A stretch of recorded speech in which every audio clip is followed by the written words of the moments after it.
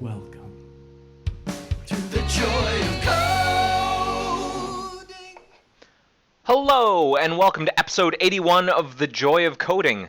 My name's Mike Conley. We're going to be doing some Firefox hackery today. We're going to be digging around. We're going to maybe... I have no idea what we're going to do today. I have a vague sense of it, but I might change my mind halfway through. That's just how things go. Let's get down to business. Let me first share my screen with you so you can see. Okay, so today is November 23rd, 2016.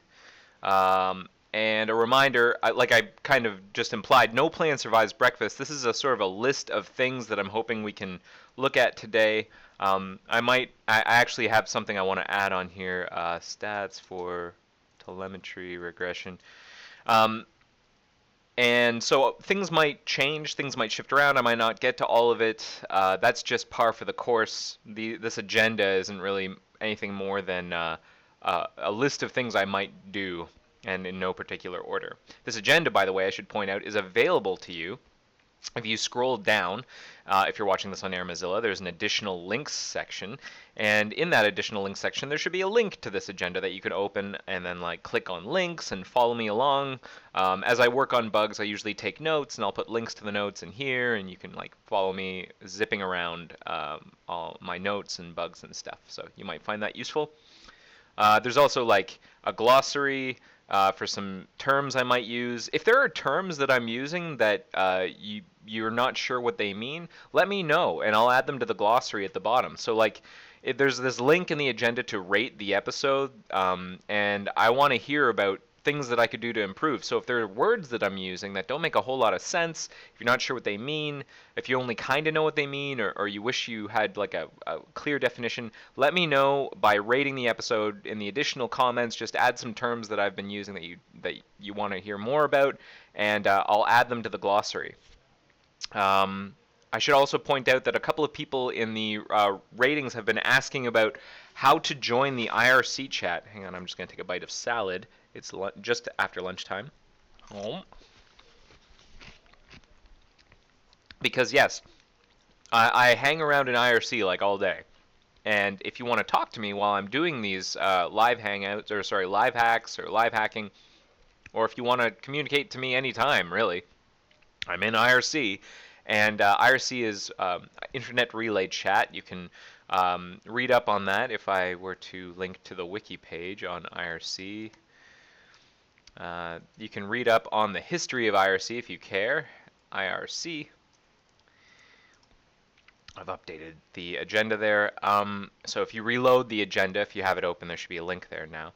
But there is a link at the bottom of this list that allows you to join the chat via a web client. So I've just clicked on it. I'm going to show you an example. This is what it looks like when I click on it. It's all set up it's not the most beautiful UI. That you're going to get spammed with ads, and it's kind of gross. But let's say I'm Mike Conley Test. That's what my nickname will be. That's what nick means.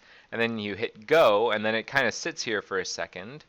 And then once it's done connecting, then you should be in the chat interface, and here I am. These are all the people in the chat room on the right.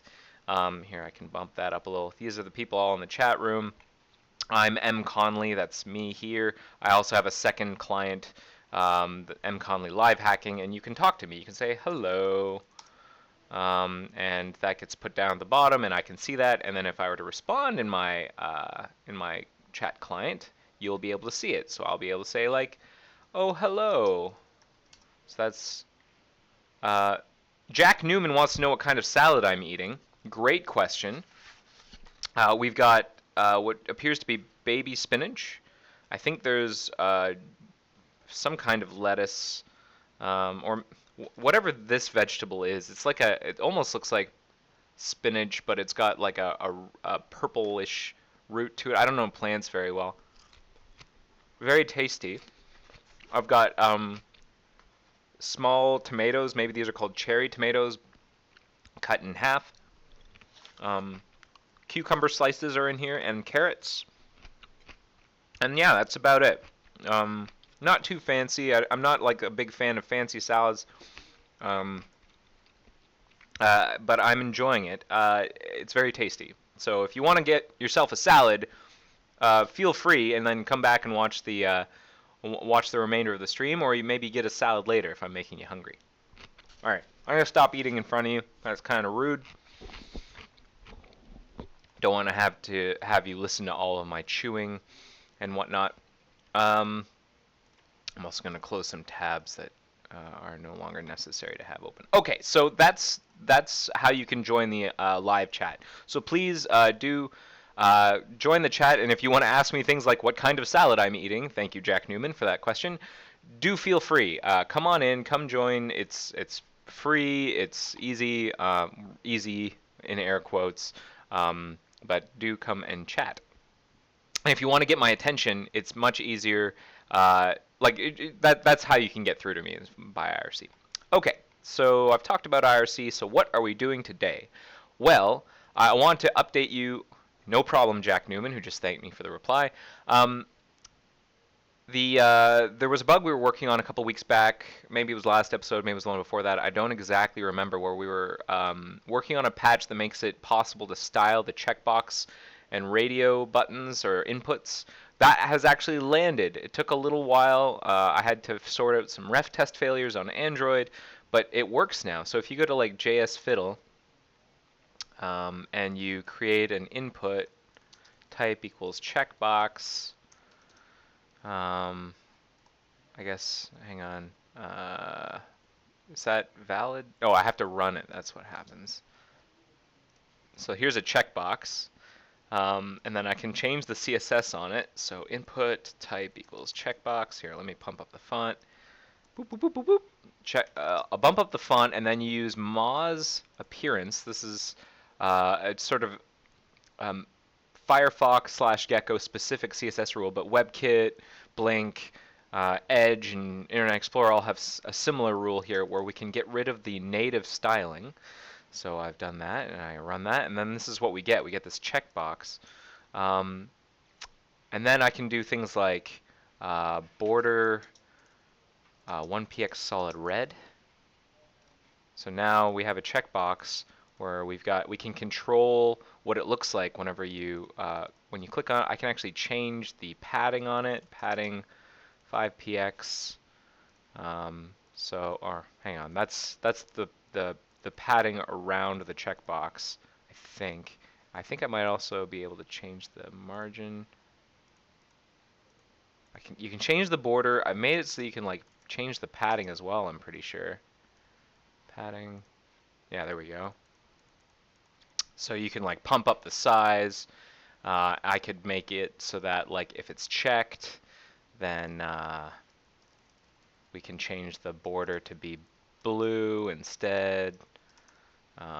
So like boop boop boop, I'm changing from red to blue. So that's a thing that got landed in last night's Nightly. I'm actually gonna hopefully get that uplifted to Aurora / Dev Edition soonish, once it's proven itself on Nightly. No one's filed any regressing bugs or regression bugs, because we need it.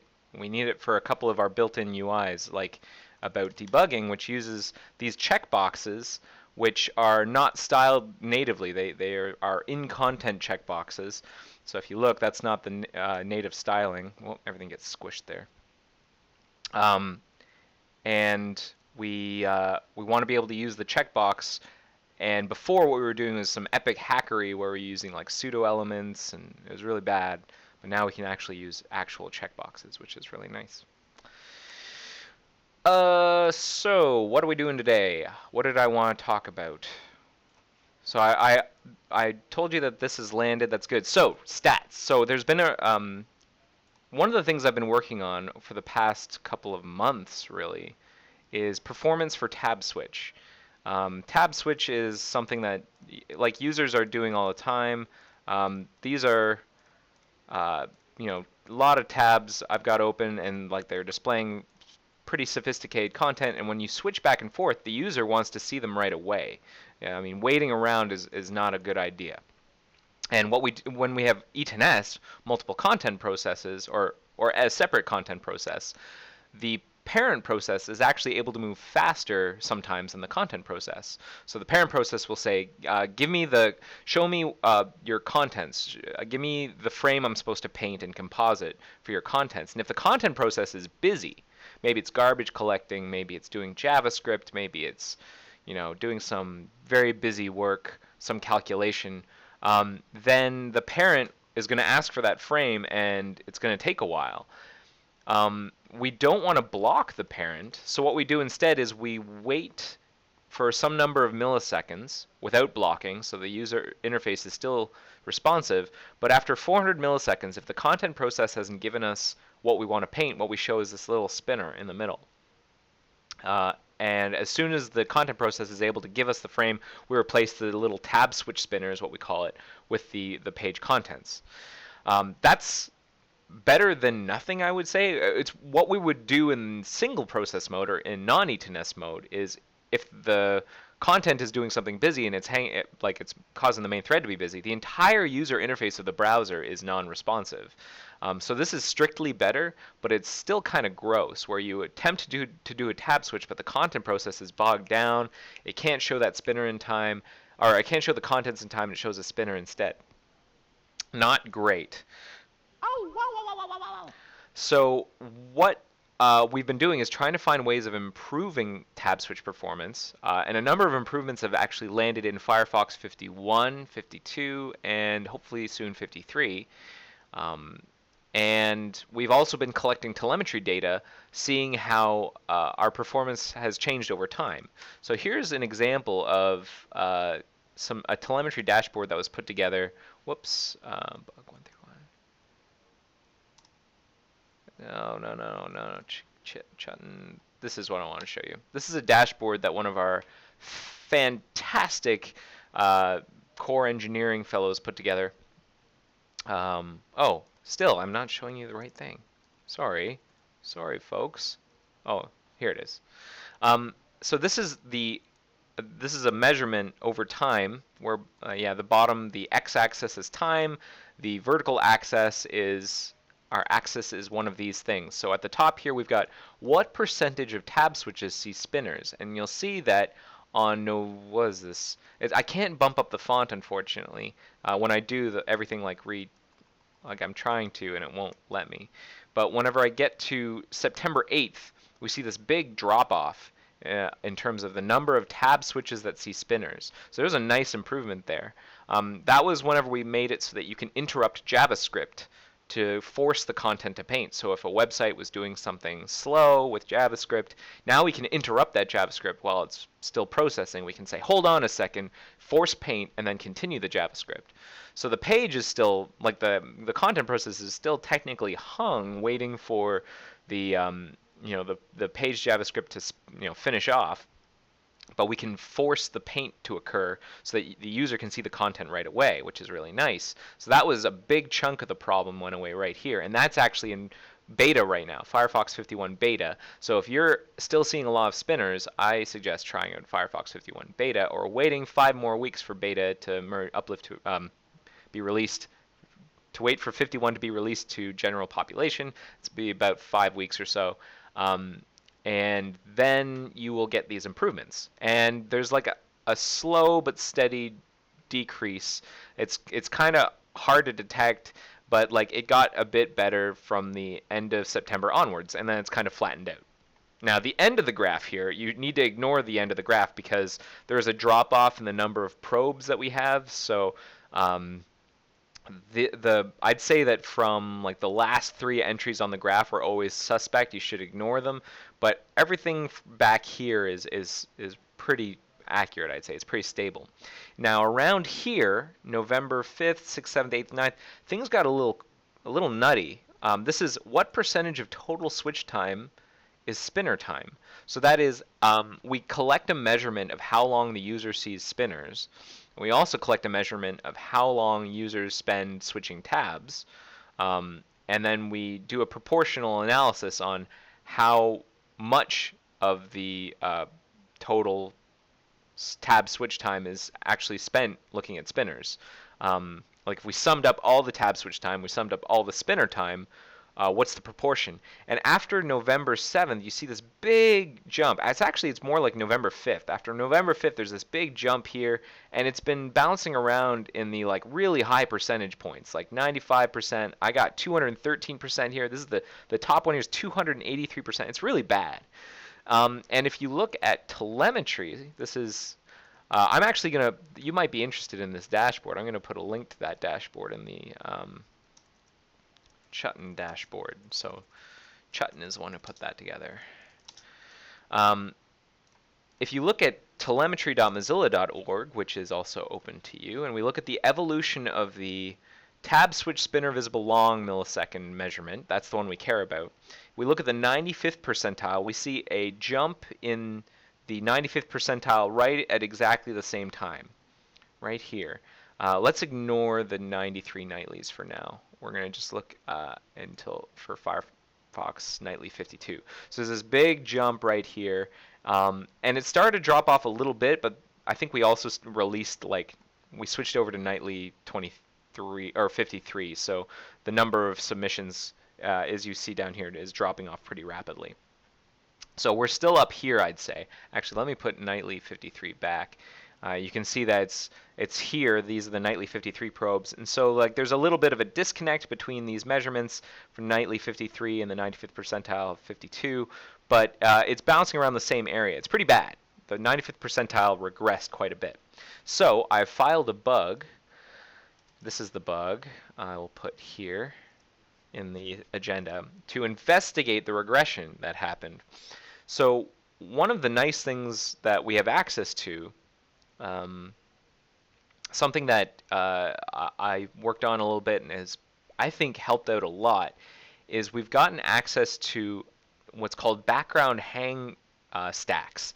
So whenever the content process is presumably hung, if we can't paint, if we're waiting to paint, painting always happens on the main thread, and if we can't paint yet, presumably that means that the content process is hung. Now that's not necessarily true. I mean, this is not a measurement of how often the content process is hung. It's how often we are showing or how long we are showing the spinner. So who knows? Maybe there's something wrong with our front end code that's calculated when the frame is ready. Maybe the content process isn't hung. But presuming that it's hung for a second, let's suppose that the front end code is working correctly, then we should see the number of hangs going up. And we can collect stacks for those hangs, and we do, and we store those in telemetry. And someone is asking when it's a good time to drop by, maybe in 2 hours.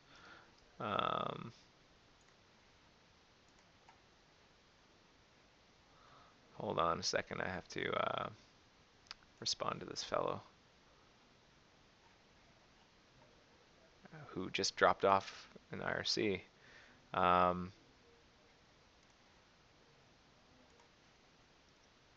2 hours live hacking right now.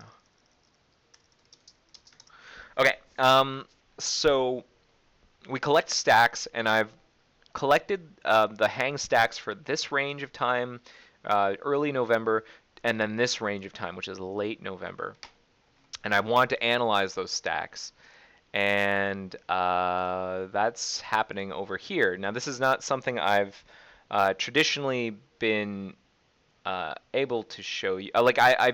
This is using a Spark cluster, and I've always been a little reluctant to show this sort of thing when I live hack, because there's always a risk, because the telemetry stuff, not all of it is displayed publicly on telemetry.mozilla.org. Some of it is hidden. For example, each telemetry ping usually comes with a lot of information about, for the extended telemetry ping, we can get things like let's see, like these thread hang stacks. But in a normal telemetry ping, we get something called a client ID, which allows us, it's not something that we display in the dashboards, but it allows us to sort of do a longitudinal analysis of a subset of users over time, and that's private. We don't want to share that. None of that. We definitely don't want you to be able to map client IDs to user pings, telemetry pings. And so I've been reluctant to show this stuff to you, but I feel at this point that it's pretty safe. Like the scripts, my sort of garbage Python scripts, I write these really, really fast and dirty Python scripts to do this analysis.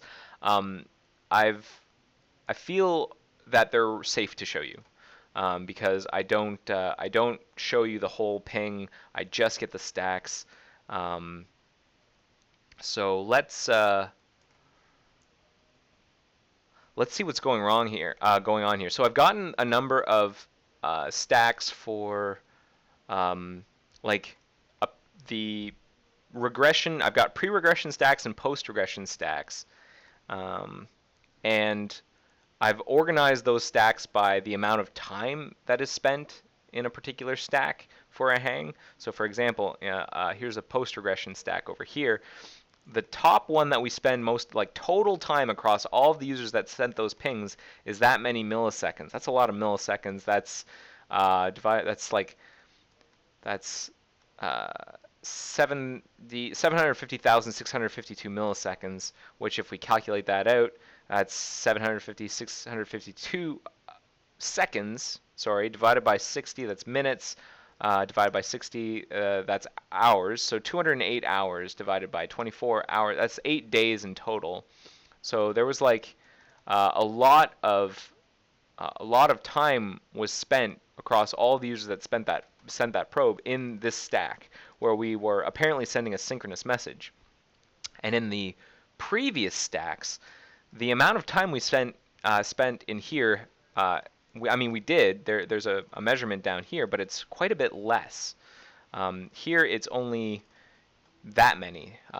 Divided by 1,000 is 291,566 seconds, which is quite a bit less. I'd say it's about a third less, maybe a quarter less, than somewhere between a third and a quarter less. Or maybe it's higher. It's about a third less than in the post-regression stack. So maybe an ordering had changed, but like that one got worse whenever we in the post-regression world. What else got worse? Did anything else get worse? That's what I want to know. I also want to get a good sense of. See, this is taking too long. This analysis is taking too long. I'm gonna save and checkpoint. I'm going to interrupt the kernel. I'm going to restart the kernel. Or interrupt the kernel. Restart the kernel.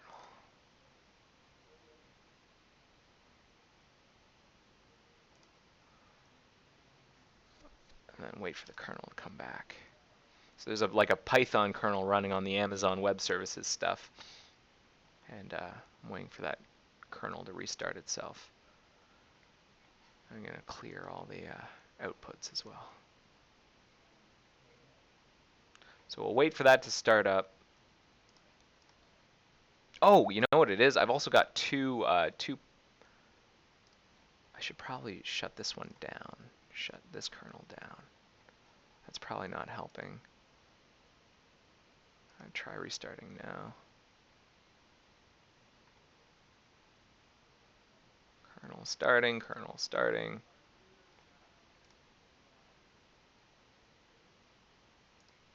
Here we go. Does that work? So these Python commands should be running out in the Amazon cloud, whatever you want to call it. In the meantime, we can keep looking at the analysis here. Oh yeah, good. Okay, those came back, so that's good. So we want to look at pings count greater than 0. I want to.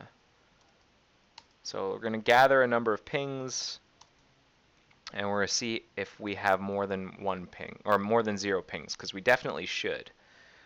So this might take a couple of minutes to do the analysis. We want to make sure that there are pings in this amount of time, and that's between where the app build ID is between the 2nd and the 5th. Because let me explain what I'm doing here. We got stacks for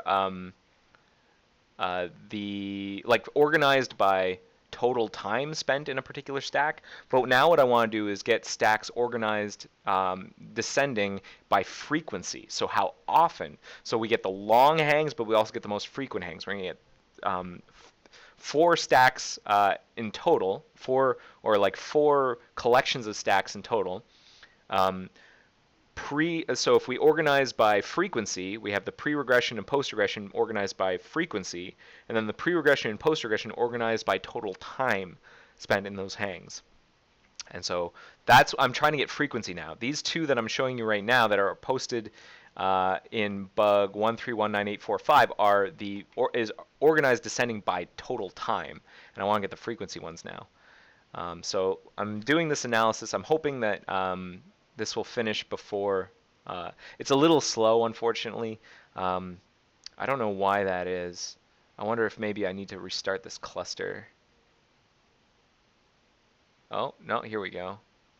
If it takes more than, say, 2 more minutes, I'm going to restart this cluster. Oh, wait, no, it's going.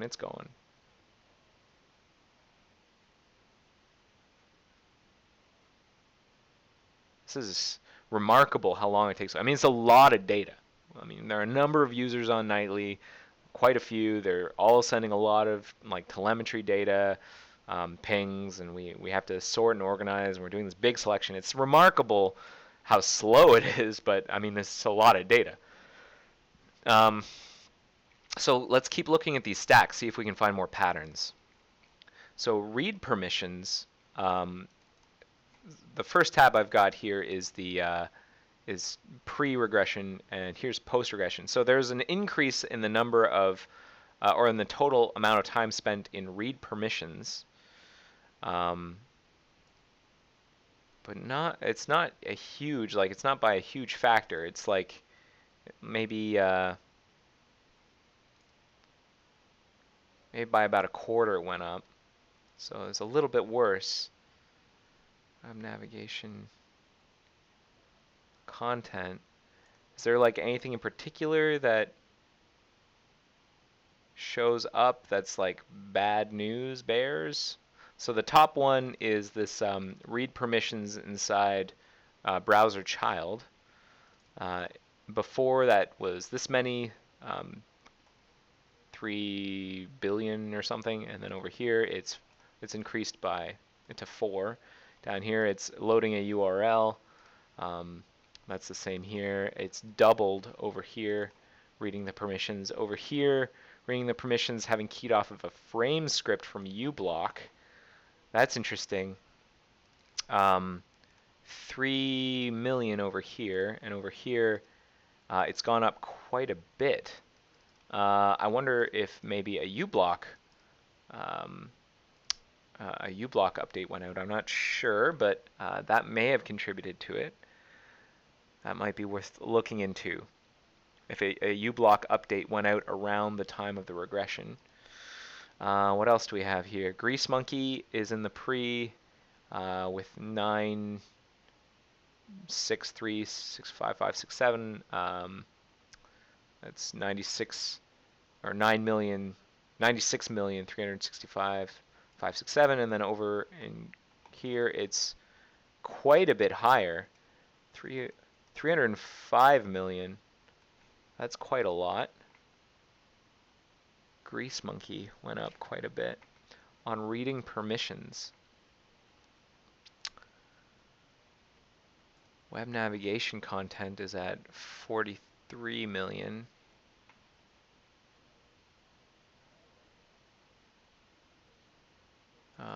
That is quite a bit higher as well. So these synchronous messages where we're reading permissions, that's burning us a little bit.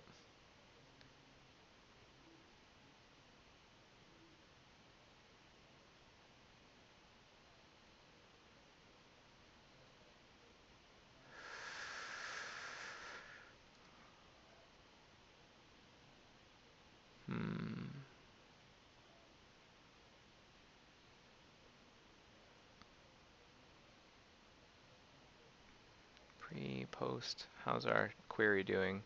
Okay, so we have some pings here. That's good. Um, we're going to look at ones with child payloads. We're going to get the stacks. We're going to organize it by top frame, sorted by the number of hits, so frequency, and then we're going to output that. These are my terrible Python scripts. Okay. So while that's outputting, any other patterns here? So that was permissions. I don't think there's much else. This is all kind of low-hanging fruit here. Not too much. And then initting the content process is there. Oh, down here, the next one is initting the content process. It's about in the same ballpark of time spent there. Here, this was a message that we removed. This is a synchronous message we got rid of. And so it definitely shouldn't be over here. So instead, we get the next stack ordered by total time is paint Thebes, which is the next one down here. It's about the same amount. Paint Thebes. Okay, and what was the next one after that? These are all paint Thebes, because we're organizing. These are all different stacks, but they have the same top frame, and they're organized by top frame, and they're grouped by top frame. Paint Thebes. And low-hanging fruit, low-hanging fruit. Next, next, next. Next. Next. I should just, like, frame. Okay, get look and feel cache is next. Now, that's interesting because get look and feel cache has moved to the top here. So get look and feel cache is up here. And that's a huge change. That's a pretty big change in terms of difference. I wonder if that is perhaps contributing. And then down here,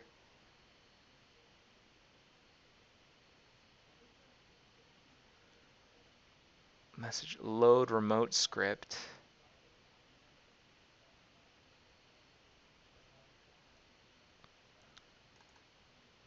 We have us loading. Sorry, part of me is thinking that maybe, so this get look and feel cache business, I actually landed a patch just today that gets rid of some of that. That gets rid of that sync message.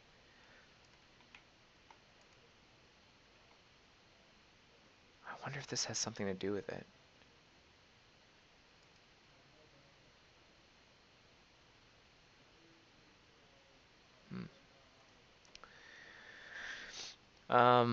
Let's see, what else? Load remote script. So still collecting this stuff over here. Hopefully this will be done soon. Load remote script takes this long. Read permissions is, yeah, quite a bit higher. Sorry, I'm load remote script. No, I want paint Thebes. Load remote script is down here with 2 billion, 250, 240 million. And then over here it's 2,221,000,000. So it's about in the same ballpark is how much time is being spent in there. Browser child 2,122,000,000. 2,052,000,000. And then down in content script land,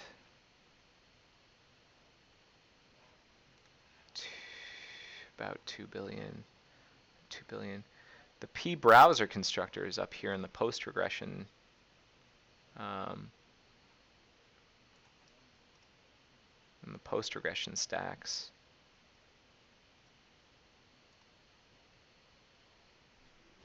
P browser constructor. 1.6, so that's 1,664,000,000. And over here it's 2 billion. So it increased by 400 some odd million milliseconds. That might have something to do with it.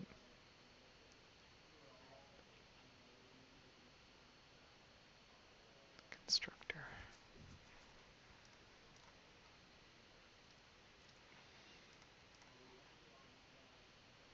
And then display list draw. Draw a painted layer. Paint Thebes. We've got a lot of things ahead of display list draw here. Like sending RPC messages. That's interesting. Or, where is it? Frame.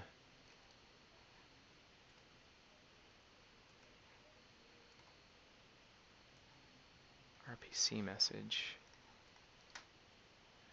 We spend how much? 8,221 million.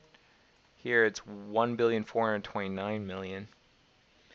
It's a lot of time spent sending an RPC message.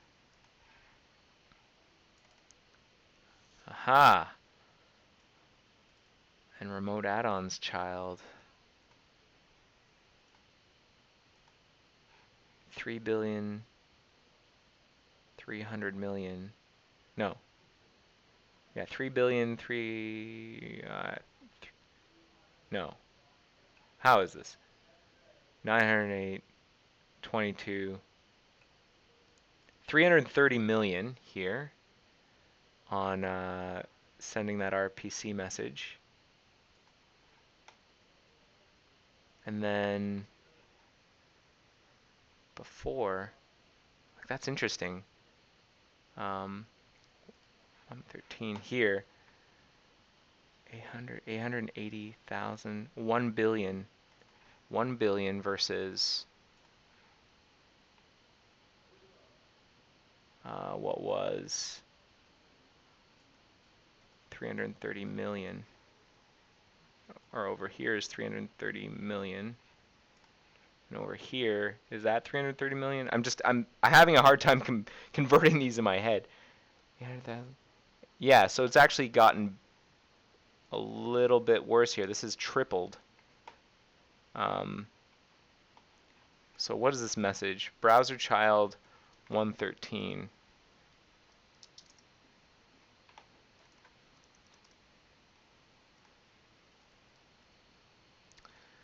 Send RPC message for an add-on. An add-on. Interesting. Interesting.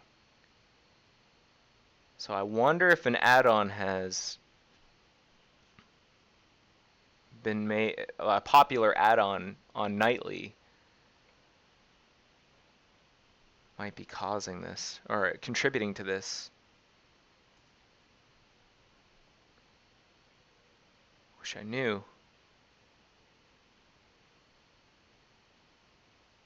Start request. Big ones here. Whoops. Parent activated.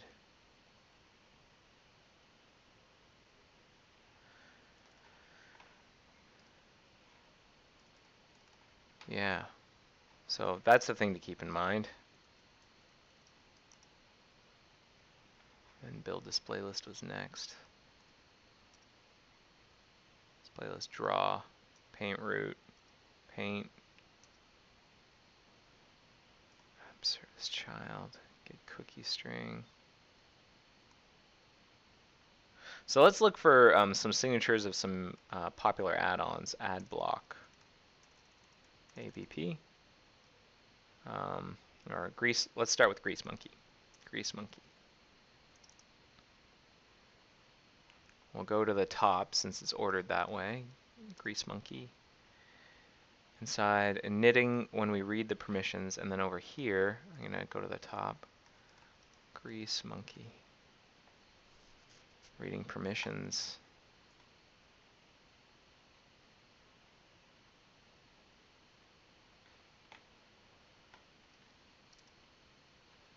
Where is it? 3,051 million. No, I'm doing it wrong. 3,005 million. That's still wrong. 305 million. 305 million. Versus here, 96 million. That's gotten quite a bit worse. I'm looking at the wrong thing again. Shoot. I was supposed to be looking at... uBlock is the first one on the add-ons list. I'm kind of darting around all over the place. But notice that before we had this Grease Monkey business here, and uBlock was down here with 303, 644, 593,000, 31,593,000, 31 million. And then over here, it's, holy smokes, 376 million. uBlock really cranked up its game over here in terms of sending synchronous messages. That's interesting. So I wonder if an update went out for uBlock. Let's take a look at, is frequency still coming in? We got it. Pre-regression frequency. We got pre-regression frequency written. So that goes out here.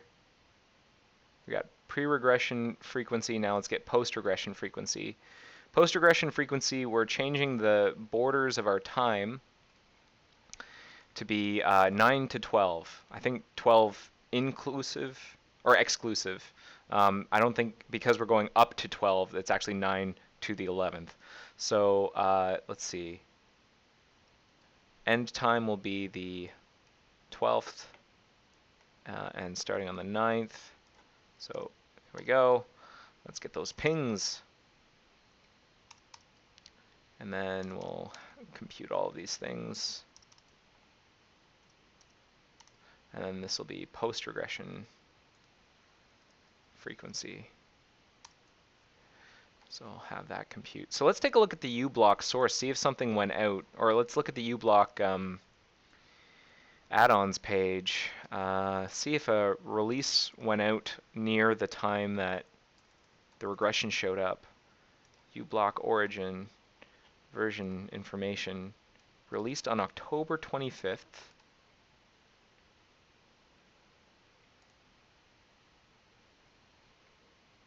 This one was released November 17th. This one was released November 6th. This is a beta. This one was released November 5th. These are all betas. I don't think these go out to the general population.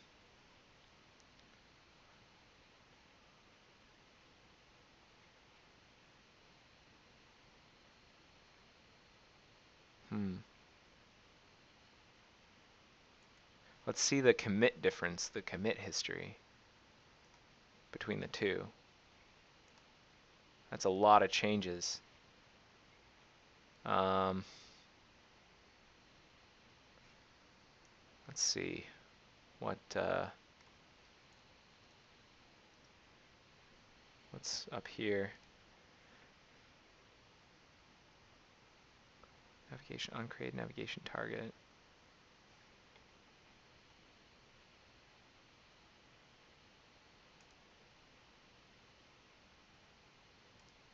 What happened here? What did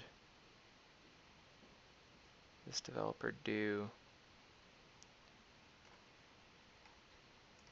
I wish I had, like, let's look at the commits here. Uncaught data URI by pop-up blocker when URL is updated using location.replace. WebEx does new target platform. Interesting.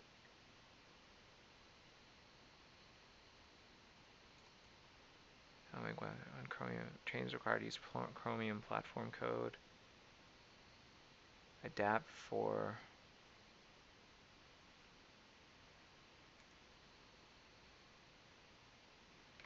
so it looks like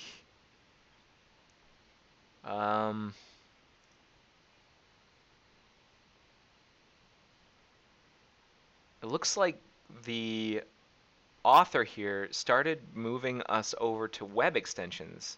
That's what happened around this time. uBlock started to use web extensions.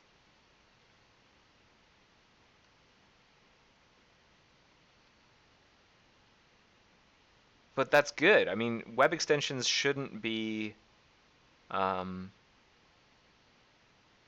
should definitely not be using synchronous messages. I'd be very disappointed if that was somehow the case, where it could somehow use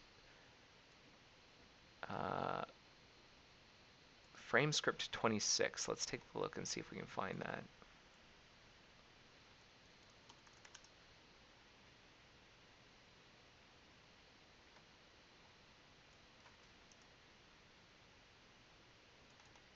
Get URL VA platform framescript 0. This is supposed to be framescript.js 26.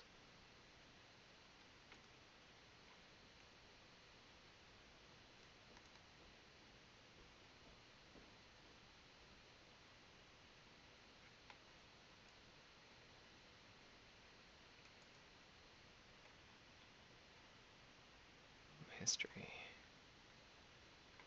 All of this isn't too new.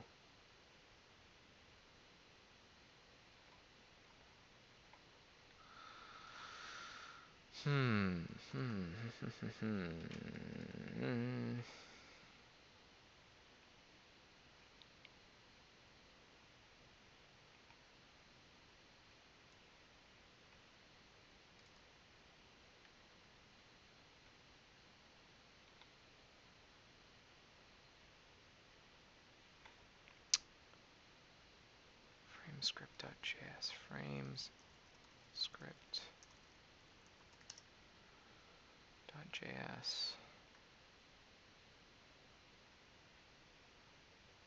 messaging VAPI messaging framescript URL is used.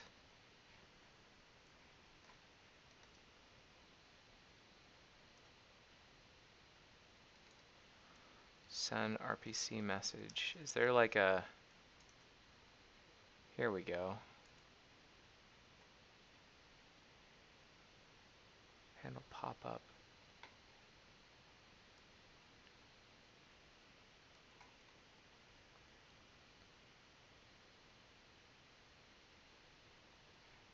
Handle pop-up. What is this bug that this... I don't know what they're talking about. Crash. What? What is this?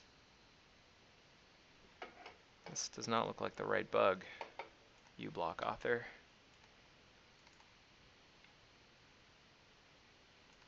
Message manager .center function.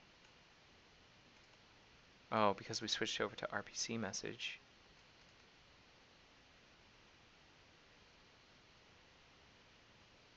This is from the parent to the child sending RPC message, I think.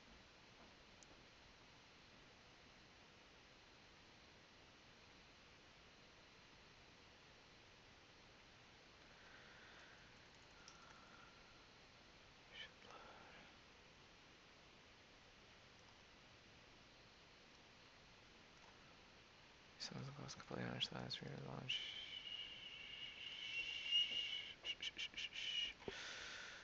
Okay. Well, how are we doing out here? Do we wrote it?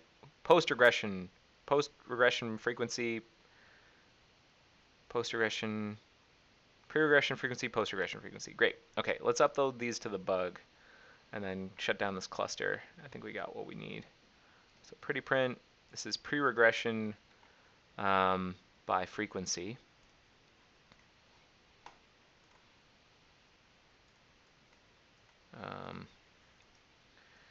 Telemetry regression spin. Thought I had this. FX tab. Didn't I have a bug for this? I did.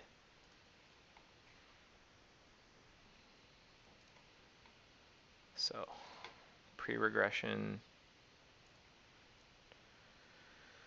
frequency. Pre-regression stacks by frequency.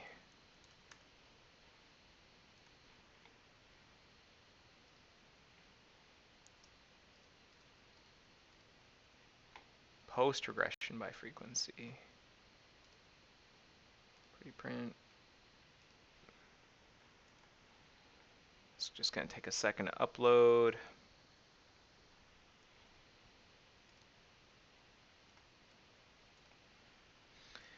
Post-regression stacks. Whoops.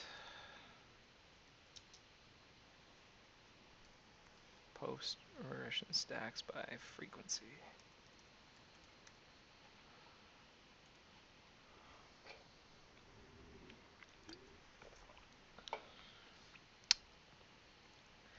How are we doing on time? 1:52. I'm going to probably do this for another couple minutes. Or I'm going to probably do this for another 30 minutes or so and then call the stream over. But we are making progress. Okay. So pre-regression stacks by frequency and post-regression stacks by frequency. So this is pre-regression and this is post-regression. And the frequency has not changed for the top set of stacks. Like it's much the same. Frame. What's the number 3? Content script.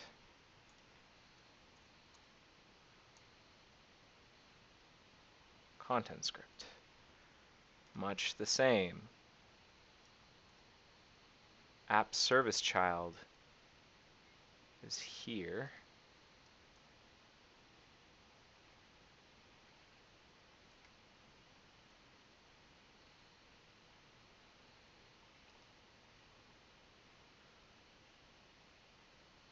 Your get look and feel and cache. Get look and feel cache is 11,165.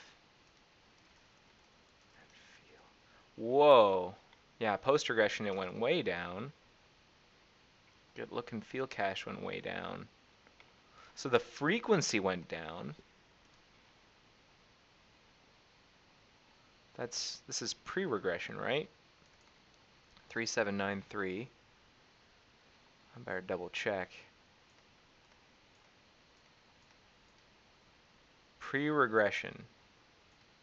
Did I write this correctly? I just want to dot my I's. Post-regression is from 9 to 12. Yeah, that's right. Pre-regression and then post-regression. Pre-regression has 75931 at the top. Post-regression is 78988 at the top. So this should be post-regression here. 75931. I think I've got the ordering wrong. That's a good thing to know. 75931. What's that? That's pre-regression. 75931 is pre-regression, so my ordering's wrong. This is pre-regression. This is post-regression. 78988. Let me make sure I labeled these correctly. Post-regression. 7. Yeah, I labeled them correctly. I just had them open in the wrong order.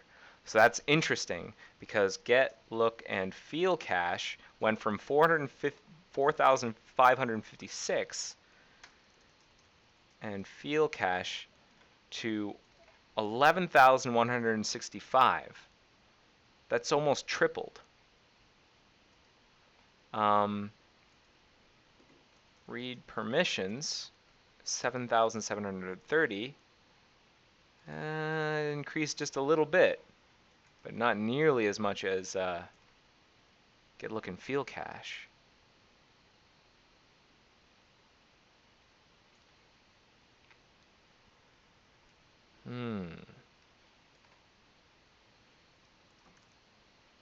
Paint Thebes, it was in the same ballpark, right? Slightly, a little bit worse. Everything's just a little bit worse over here, but not by much. The other thing to note is the dates on the calendar are worth checking. So we were looking at what were the times? 2, 3, 4, and 5. That's 2, 3, 4 and 5. Now 5 is a Saturday, so we were looking at Wednesday through Friday, and then we looked at 9, 10, 11, 12. 9, 10, 11, 12, that's the next week. So 9, 10, 11. So like the proportions should be roughly the same. The proportions should be roughly the same. We're looking at the same section of the week, 2, 3, 4, and then 9, 10, 11.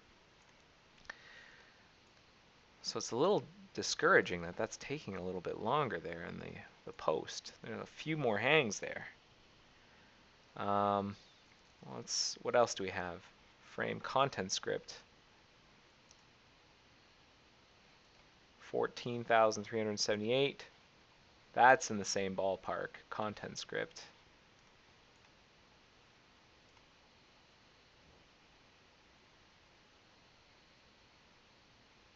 App service child here.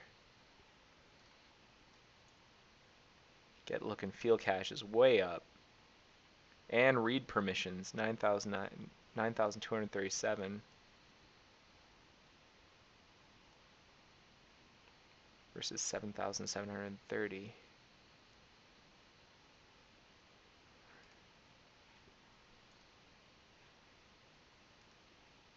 And do we see like any hop outs? Grease Monkey proportionally 256. Grease Monkey kind of doubled there. So did, just reading the permissions in general. Knitting the browser child, it didn't really increase. uBlock went from 83 to 130. Ace web extension. What is that? Oh, okay, here it is as well. Web navigation content. Extension content, read permissions.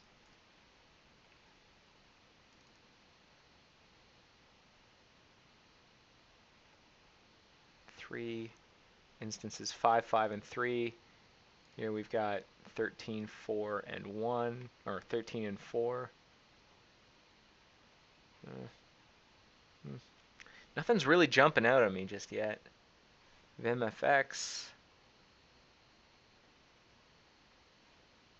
One hang here, VimFX. Yeah, we're down in the weeds. This is where we've only got like one hit here, and there's probably like one user using Vim Firefox, Vimperator, or whatever you call it, or more. But like the Vim user didn't. Only one reported the hang for some reason. It's there. All right. Layer transactions. How about layer transactions? Message update 7. That's about the same. Not too much worse. What about display list draw 6959?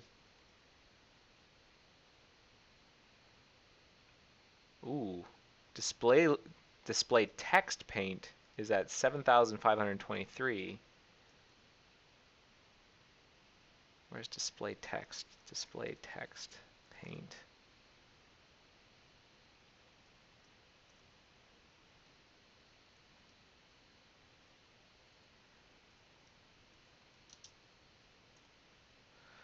That's display text 7861.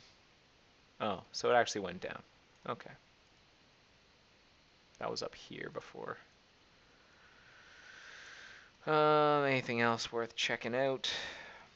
Layer transactions, display list draw, paint thieves, reflow 5442.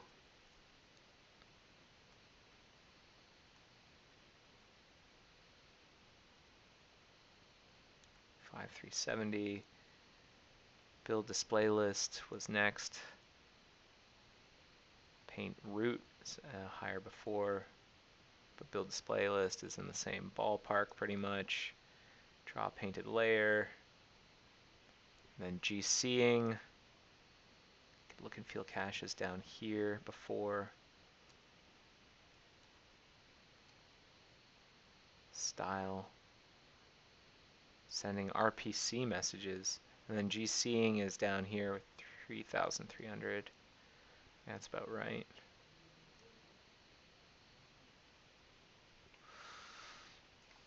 GC runtime collect.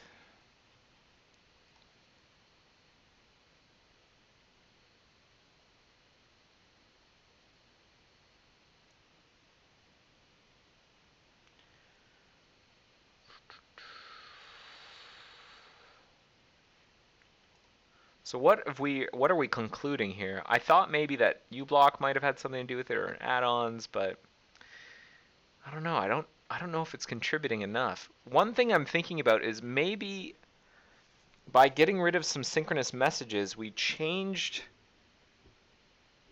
some order of events. A common order of events, or a common sequence of events when opening up a tab. So let's think about this for a second. I got rid of like apps service child. What else did we get rid of? A GMP one and initting the content, the remote add-ons one. Okay, what exactly landed?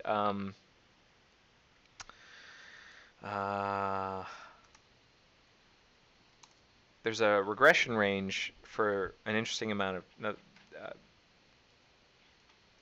What is this? This is November 5th. This is a regression range here.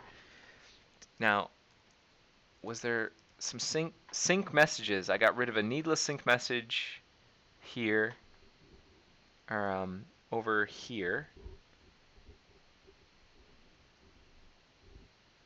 Where was it? Get rid of needless synchronous message from app service child.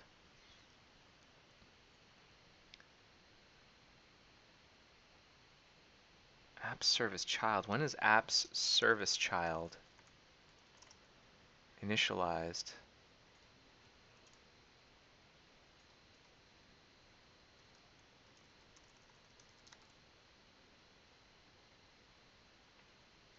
SI app service.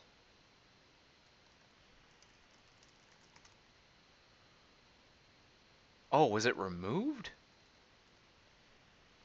DOM apps. Has DOM apps been Oh, fantastic. I'm hoping that DOM apps has been removed. Has DOM apps been removed? Yes, it has. Great news. So, that might, I don't know, where did that happen? Remove DOM apps. 129.129.1. Finished removing this directory on inbound 5 days ago when he removed the permissions table. So 5 days ago, this moved to central. So DOM apps he got rid of DOM apps.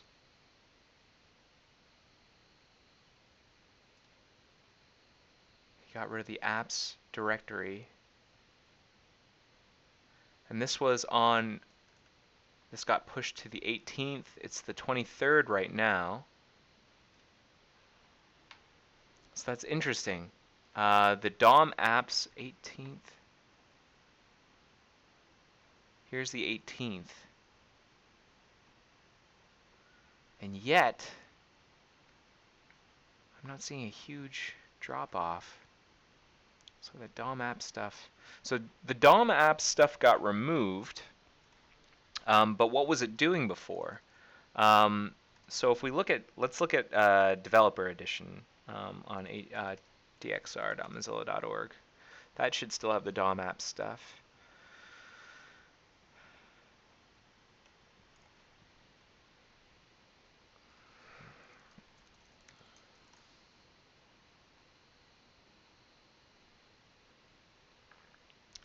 Here we import the app service child in the content process. When we initiate the app service is NSI app service. When we construct the app service, and the app service is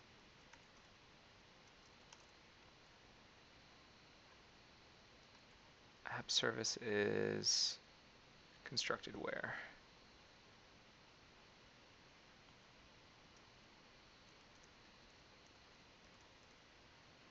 Build manifest. No. App service.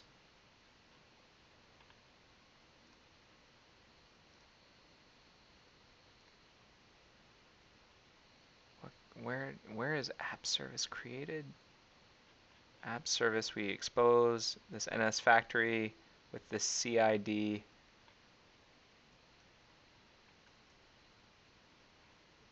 that exposed anywhere? Component. Okay, the app service manifest. This thing. And who create? Does anyone instantiate that? The downloads API. DOM IPC preload.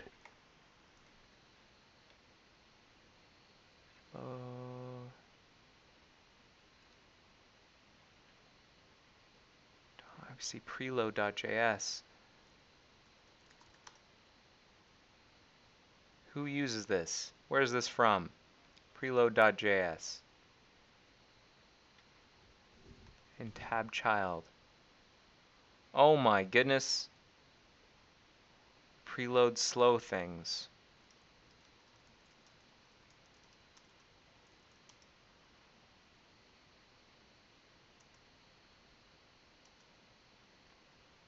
Preload slow things. Who calls preload slow things?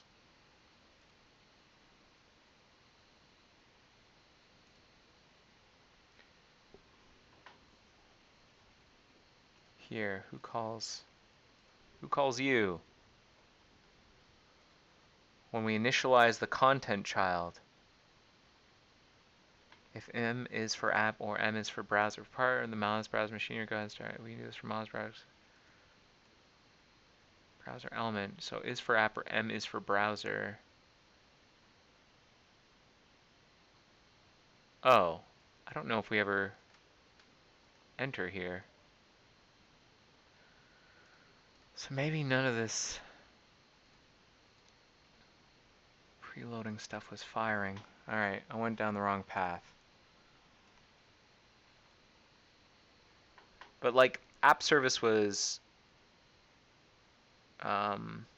instantiated all over the place with this lazy service getter. So suppose for a second, so I got rid of a synchronous message that comes up during a tab switch. Suppose that on the creation of the browser, like we create the browser, what if that synchronous message actually delayed things enough in the content so that we were waiting for a while, but we weren't showing the spinner yet? What if we made it possible to show the spinner sooner? And that's why we're seeing the regression. By the removal of a synchronous message, is it possible that we made it so that you can see the spinner sooner if the content process is not ready? That's a theory.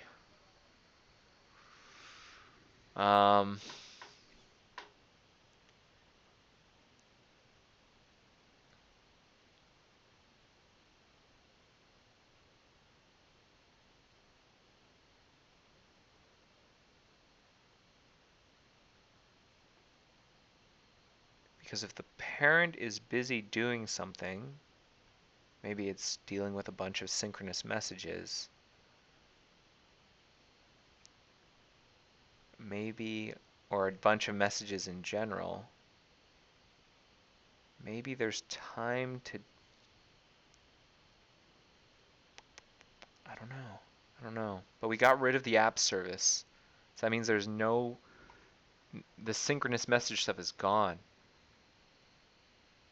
And yet we do not see a drop. We're like, again, you can't really trust. Well, hold on a second. We've got these submissions, this many submissions, 4,096 on Thursday the 22nd. So that's actually pretty trustworthy on 53.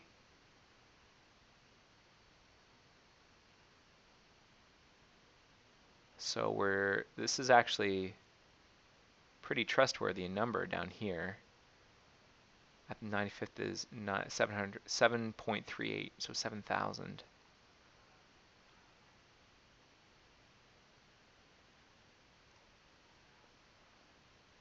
So, what happened? What happened? Uh, hmm. So there's this other bug that I filed. I mean, where did I got that like commit range, and there's this other bug that I haven't really talked about, but I noticed this the other day, and it was a little disturbing. Where I noticed that I could get an infinite spinner to show up on Windows at least, and the content process wasn't even hung. So in that case, our assumption that the spinner machinery is working correctly is wrong because, or the tab switching machinery, because the content process was available, not hung, so we wouldn't get stacks for it, but we were still showing the spinner. I wasn't able to reproduce it reliably.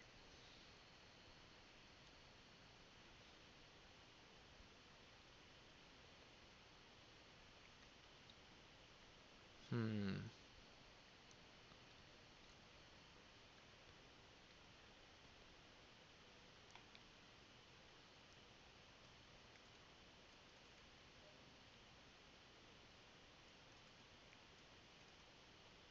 When was accessibility enabled?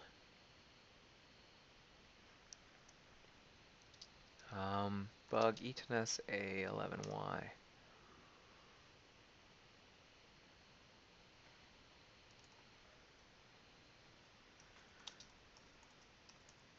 That's an interesting question. Say when.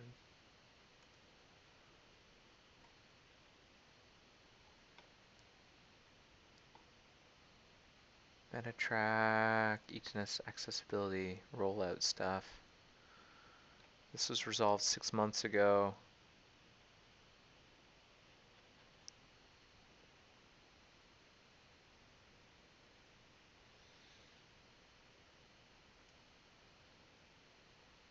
etns A11Y is the tracking bug.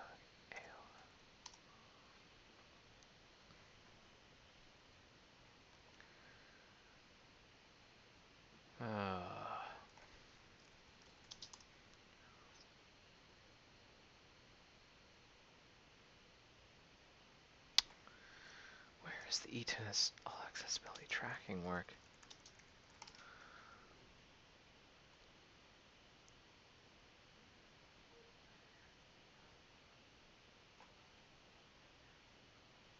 Accessibility support. We have a wiki page for it. All platforms, blocking rollout, Windows, preliminary design, introduction, content proxies, reentrancy. So Windows I'm interested in. And then accessibility for sale, accessibility.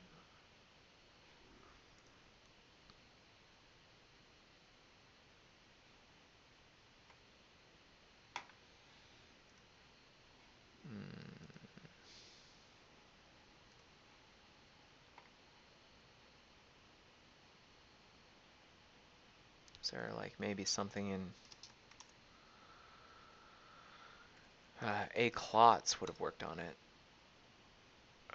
Do not attempt to wrapper.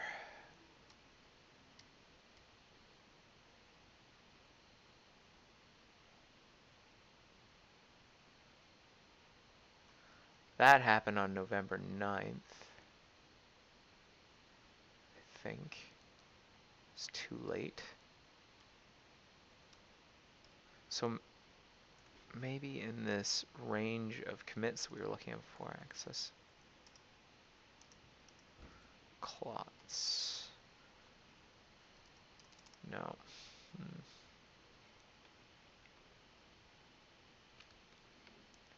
This is the range of commits in the build that suddenly showed that spike. Because this telemetry list, or the list of this evolution, is organized by build ID. Oh, that's submission date.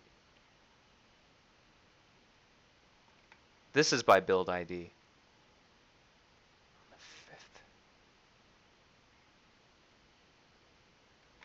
Oh my goodness, I was using submission date. Should have been build ID.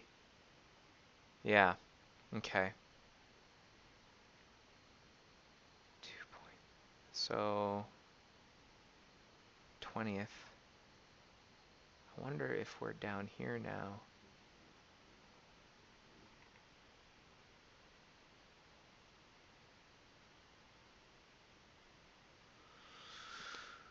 Six point five. 6.5.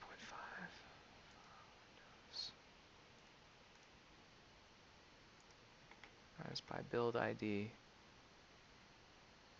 Is it possible we've started to come down? That's interesting. Let's look at the mean. Drop off that happened on the 19th.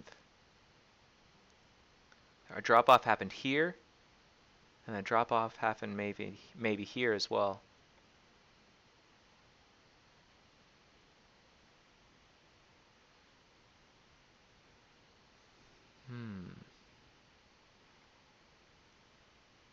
And that's, what could those be? On the 11th and on the 19th. So what happened on the 11th and the 19th? That's a question. I wish I knew what format HGWeb took for from and to. But let's see if we can find out what happened on the 11th. So from 2016 November 10th to or 9th to the 11th. Is that not the format you want? Do you want it like that? Here we go. Yeah, all right.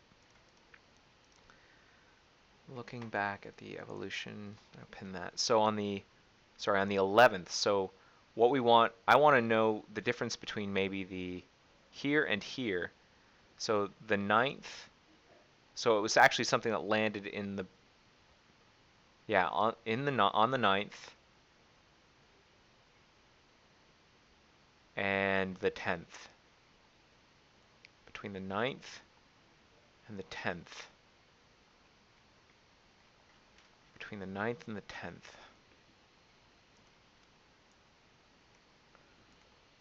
So that's this. So did I land anything?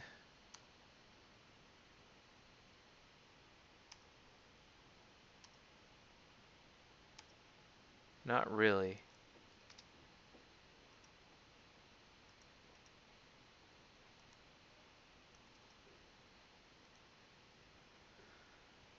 Here, some accessibility stuff happened. Replace pdom accessible with send com proxy with new parameter.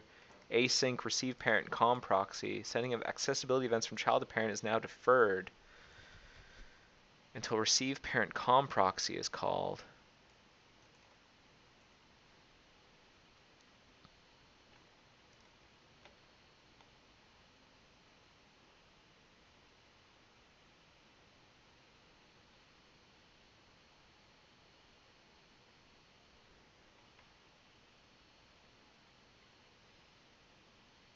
Let me see what Aaron Klotz was doing leading up to the problem. So let's look at from the 2nd to the 7th, or the 2nd to the 12th. And let's look at this as a bug list. And look at the ones that he is assigned to. Crash, he fixed a bunch of crashes, wow. And then commented here.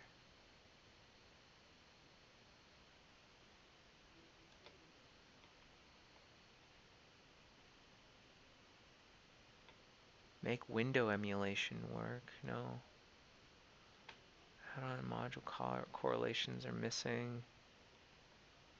Crash.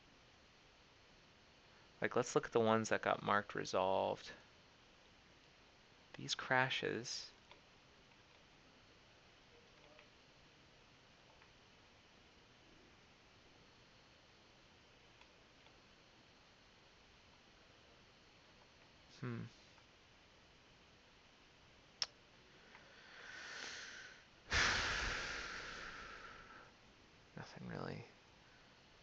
nothing jumps out.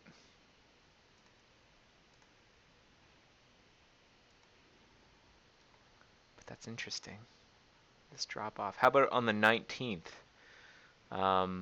Let's look at start date 17th to the 19th. That's whenever the DOM apps directory was removed.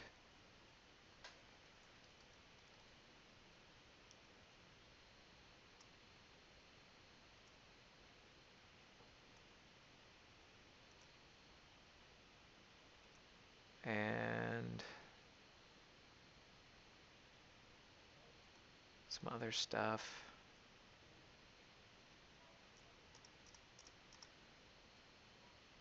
So sync message, sync. From sync tests, async composition, synchronous add-on DB loader should handle in progress, async load.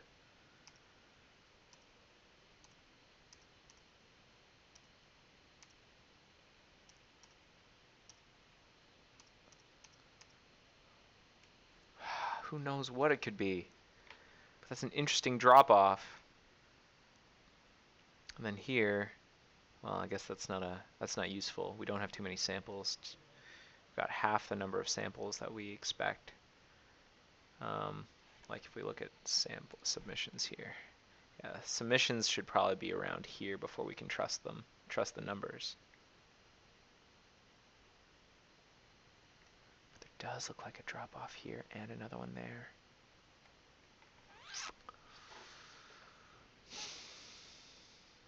So what could that have been? From the 4th to the 5th. Oh, from the 4th to the 5th. The window of time I'm looking at is wrong. The problem landed on the 4th. The problem commit landed on the 4th. Because it showed up in the build on the 5th. The problem commit landed on the 4th. Problem commit landed on the 4th.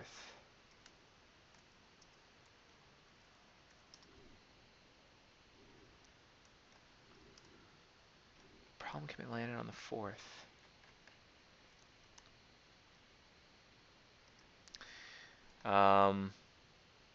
So 4th.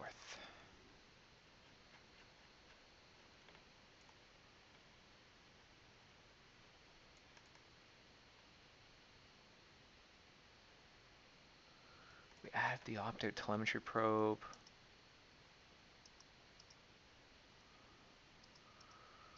And I got rid of that synchronous message from app service child.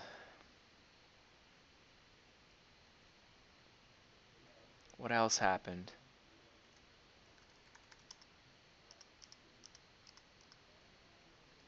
Vander. Compositor. No. GMP. The GMP stuff landed.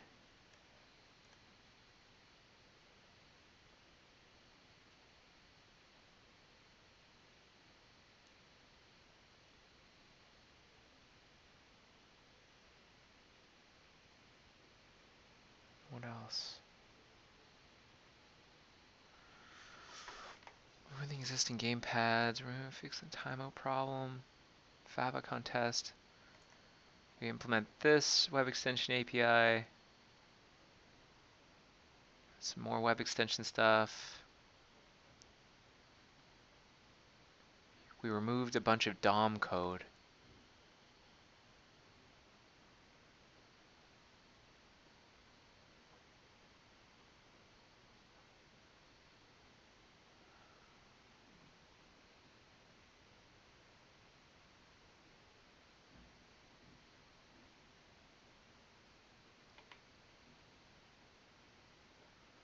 What else?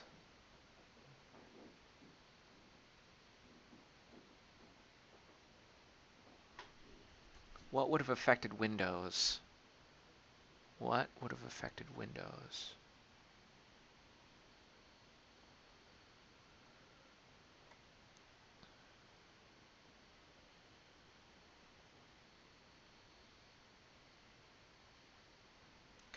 others showed up.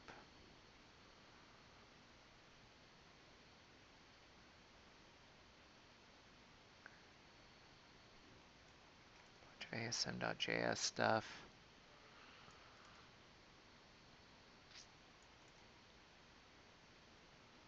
So maybe what I should be looking at, I should regenerate those stacks that we did, but instead of, also, hold on a second. Before I continue, are we seeing a drop off? I said there was a slight drop off on the, between the 9th and the 11th. Is that agreed with over here? 9th and the 11th, not really. 9th and the 11th. I mean, there's definitely a drop off here, but that's that big spike. Number of tab spinners, 9th. Yeah, that goes down here. The number of tab spinners goes down. 9th to the 11th. And then from the 11th, sorry, the 18th to the 19th. 18th to the 19th. 18th to the 19th.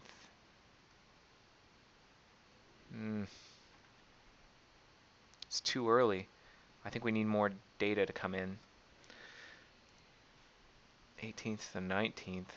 The number of submissions might be too low. Maybe we can't trust these yet because the number of submissions is this purple line.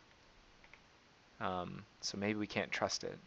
But the 10th to the 11th, like the 9th to the 11th is interesting. So let's look at this. Let's look at the pings that showed up from, or the hangs that showed up between the 3rd and the 4th, and the 4th and the, and then the ones that showed up from the 5th on the 5th. Let's look at the ones that showed up on the 4th and the ones that showed up on the 5th and see if we can find a difference. Just on the 4th, just on the 5th. That's my new goal. We'll look at time first.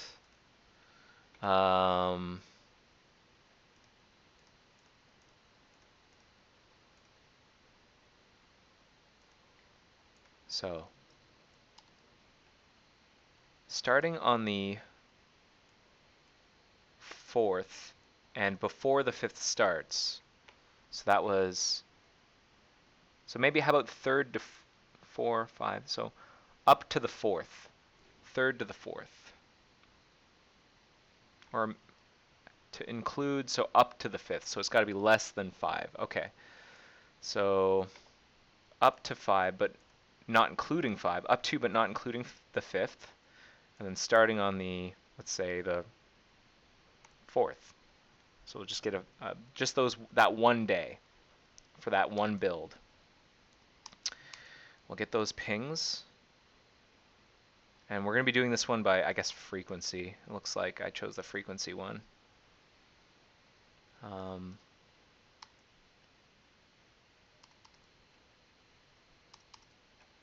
then this is going to be pre-regression frequency. I'm going to replace it. Pre-regression frequency 4th to 5th. That's what I'll call it.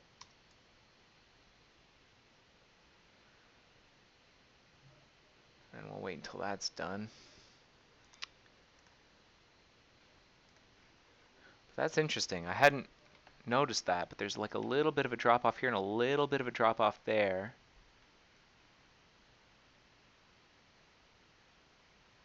So we're starting to recover a little bit. Where is this 95th percentile? Let me get rid of the submissions here. 95th. So we're at 95th percentile was hanging around 2.37 and now 2.76. Whereas before it was like 3.81. Okay. Okay. That's not bad. That was NEOS. Just looking at Windows. Windows, yeah, is agreeing with me here. Windows is def agreeing. For the ones that aren't Windows, not seeing much. Let's look at Linux as well. Yeah, there was no regression. It was just like this little bloopy line. It's just Windows that showed it. Well, that's where most of the users are anyways. And if I get rid of like 32-bit, just 32-bit, number of submissions is 2. Okay. 2.82.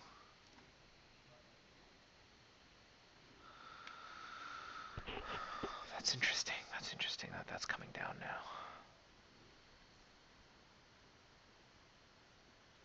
I hope that whenever Aurora goes out, we can get some of these improvements. It's up at 4.01 in the 95th percentile.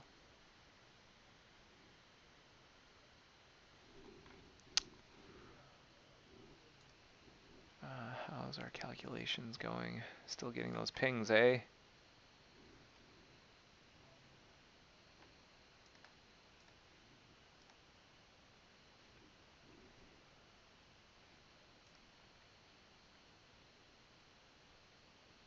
Gonna take 5 ever. We might not get it before the end of this episode.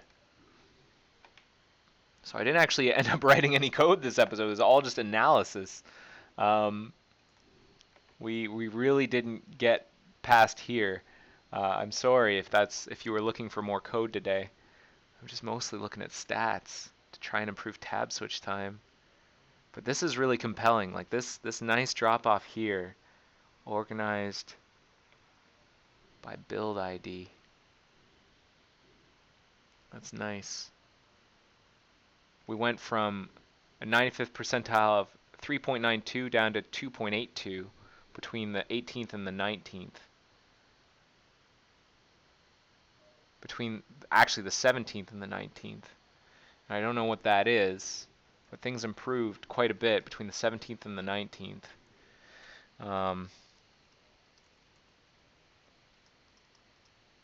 Remove apps, like the DOM app stuff got removed. That probably helped a lot. So yeah, that's nice. Hopefully we'll see that reflected soon.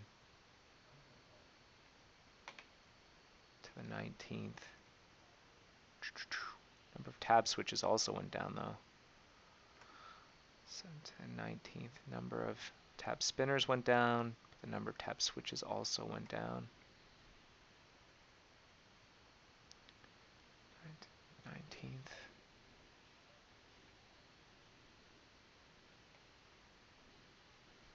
The total time. The 20th, it went down 63%. Which is about as high as it was over here. And that happened on the 20th.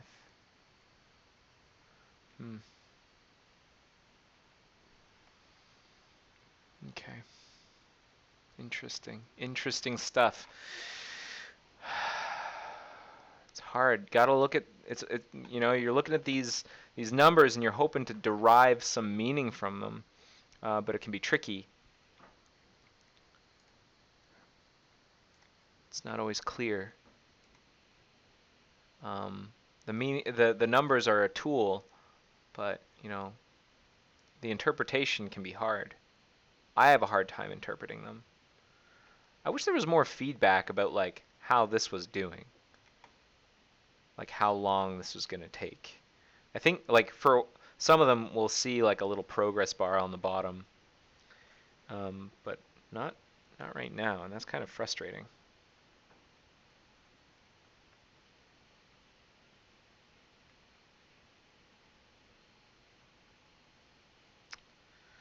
Huh. All right. So what's next? Well, I really want this data. I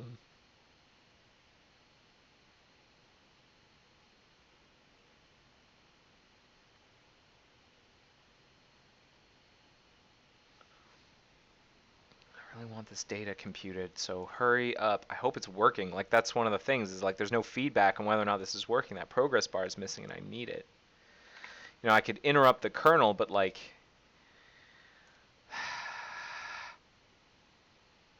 Like here, I'm going to save and checkpoint. I'm going to interrupt the kernel. I'm going to restart the kernel.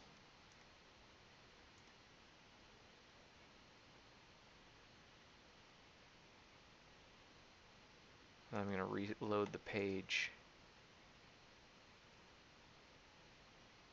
Kernel starting.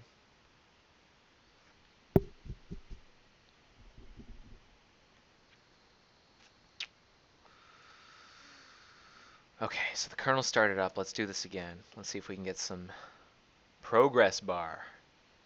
So just loading these modules. Come on, don't jerk me around. Let's get some. Let's do that. Oh, come on. Why is that taking so long? Here we go. All right, that's working. Now let's see if we can get a progress bar. Anything?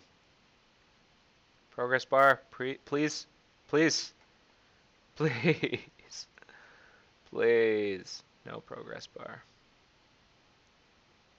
So basically, I restarted the clock. Damn it. Sorry, I didn't mean to swear. Where's a good sound?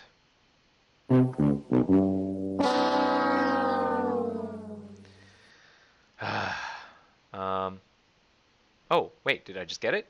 Oh, hey, all right. That's what I want. That's done now.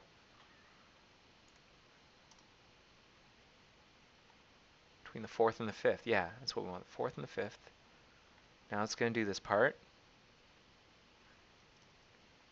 And then do that. Do all this business. Organize. Give me that data.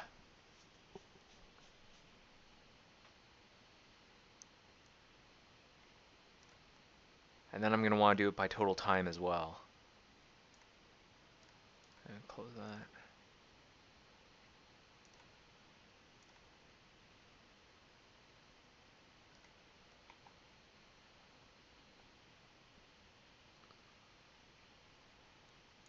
Give me that data. I want that data. Do do do do do. Oh, yeah. That's just a little wake-up call for those folks who had fallen asleep. Right, so is there anything else I can glean from this? Let's take a look at some of the other graphs.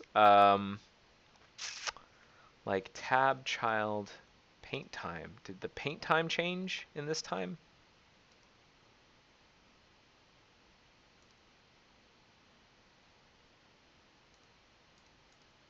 In the child process. Interestingly, yes. There's a drop in how long it took us to paint. In general, the 95th percentile went down.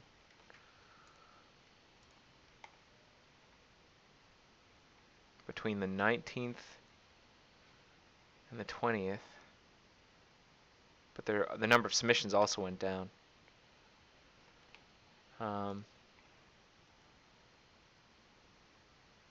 Between the 18th and the 19th, one goes down here. 10th and 11th, 18th, 19th.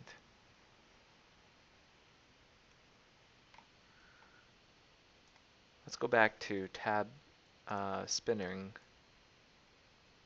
along parent process. 10th, 11th,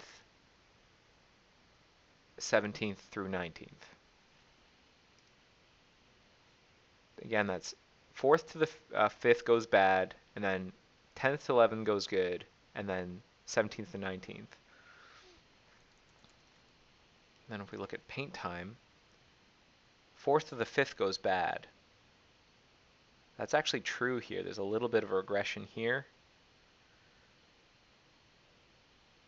10th and 11th, we see it improve here by quite a bit. And then what was the last one? Oh man, I forgot. The last one was 17th to the 19th.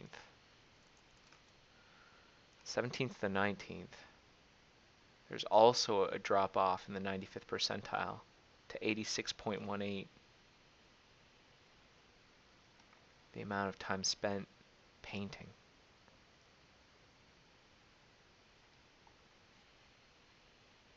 Interesting.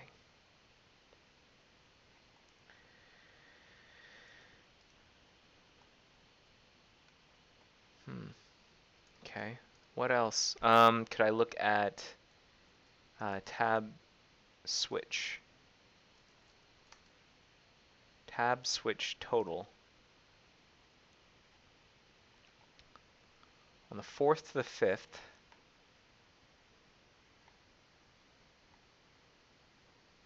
there's actually an improvement in the 95th percentile for total tab switch improvement. Then the 10th to the 11th actually goes the other way around. That's interesting. And then the 17th to the 18th, there's no change there. What's interesting is how smooth this is.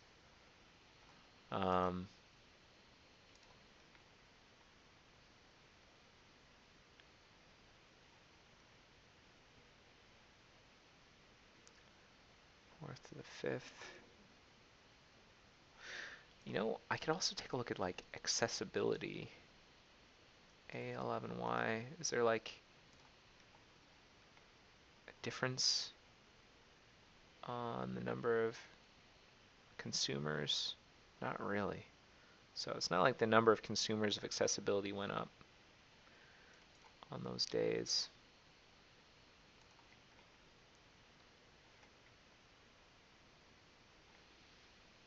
How's my query doing? Still grouping. Still getting stacks.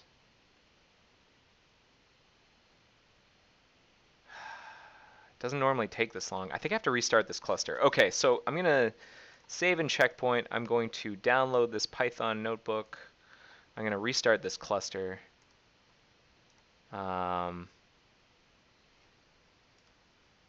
actually going to rename this to regression notebook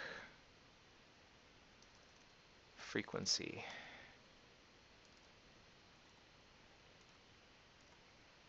And then download. And then the other one, I'm going to rename that to regression notebook by time. And then that I'm also going to download.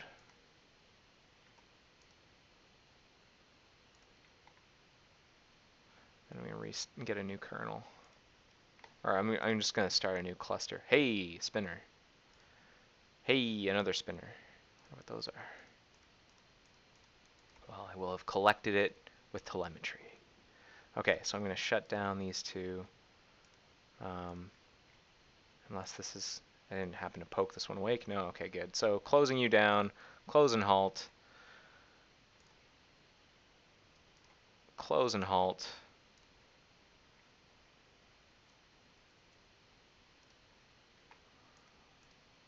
I'm going to shut down this cluster.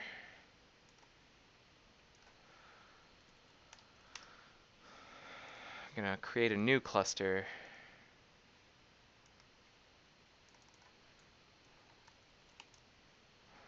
Give it my SSH key.